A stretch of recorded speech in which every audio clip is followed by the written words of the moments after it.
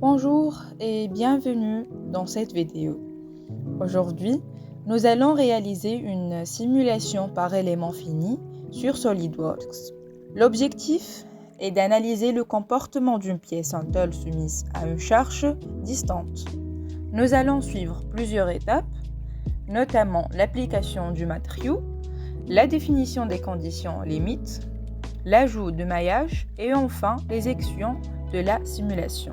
À la fin, nous déterminerons la contrainte maximale en PCI avec 3 décimales et observons comment la pièce réagit sur l'effet de la charge.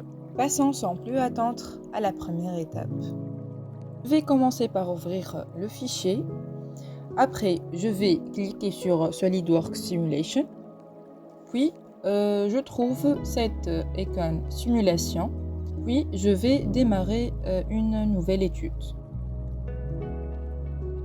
Après, on va sélectionner le matériel, cliquer sur l'objet ici, puis j'assigne le matériau avec Edit Material. J'ai choisi Easy 1020, un acier doux, afin de garantir une simulation réaliste.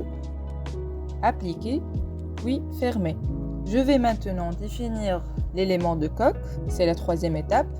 On va cliquer sur l'objet une autre fois, puis cliquer sur Define Shell by Selected Faces. Maintenant, je fais sélectionner les faces.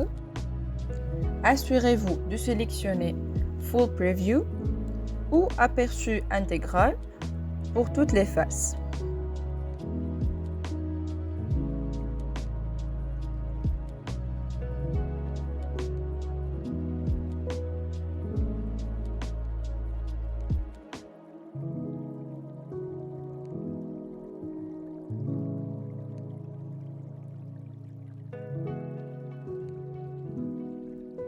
La quatrième étape est l'application des conditions limites.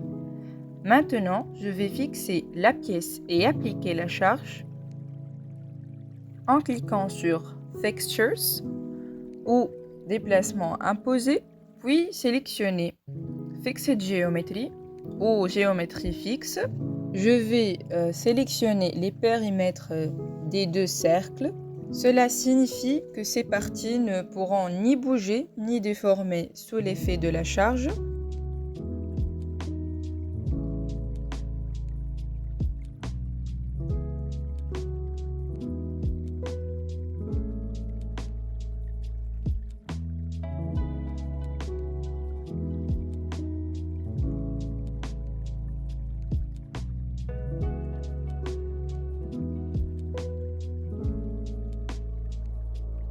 Après, je vais ajouter la force distante.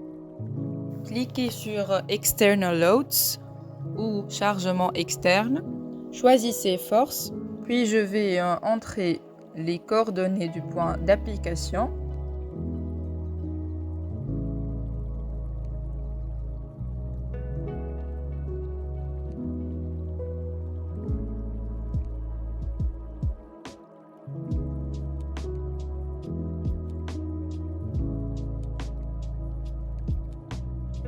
Activez l'axe Y aussi comme direction de la force, puis sélectionnez la force du 30 N.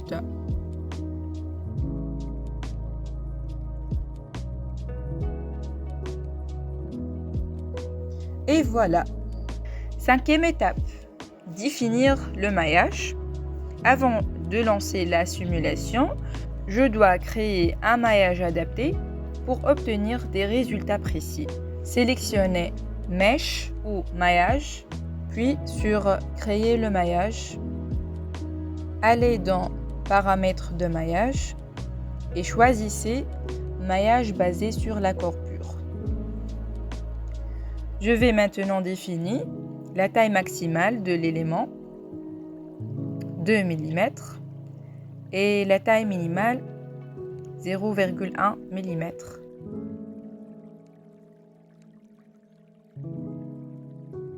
Une fois ces paramètres définis, je vais générer le maillage pour préparer la simulation. Et voilà, tout est prêt. Je vais lancer la simulation en cliquant sur exécuter l'étude. Solid va calculer la répartition des contraintes et les zones de déformation sous l'effet de la charge appliquée, bien sûr. La simulation est bien terminée. Nous pouvons voir les résultats sous forme de la carte de contraintes. Les zones rouges représentent les zones où les contraintes ou déformations sont maximales, indiquant que ces régions sont les plus sollicitées, et les zones bleues indiquent des zones de faibles contraintes ou déformations, souvent considérées comme les parties les plus sûres. Pour afficher les valeurs en PSI, double-clic sur stress ou contrainte, changez l'unité en PSI, puis dans Chart Options, cliquez sur Show Mean Annotation et Show Max Annotation pour la notation du valeur maximale et minimale. Et pour l'affichage de nombres, on va choisir Floating ou flottante. Et voilà le résultat en échelle réelle.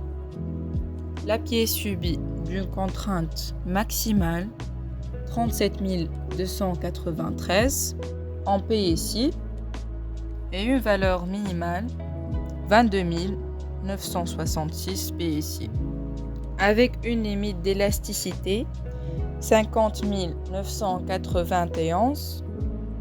Ce tuto est maintenant terminé. L'objectif était d'analyser les zones critiques et sûres dans une simulation par élément fini pour optimiser la répartition des contraintes. Si cette vidéo vous a été utile, likez, commentez et abonnez-vous pour ne rien manquer des prochains tutoriels. Si vous avez des questions, laissez-les en commentaire. Je serai ravie d'échanger avec vous. Activez le cloche pour être notifié des nouvelles vidéos. Merci et bonne continuation.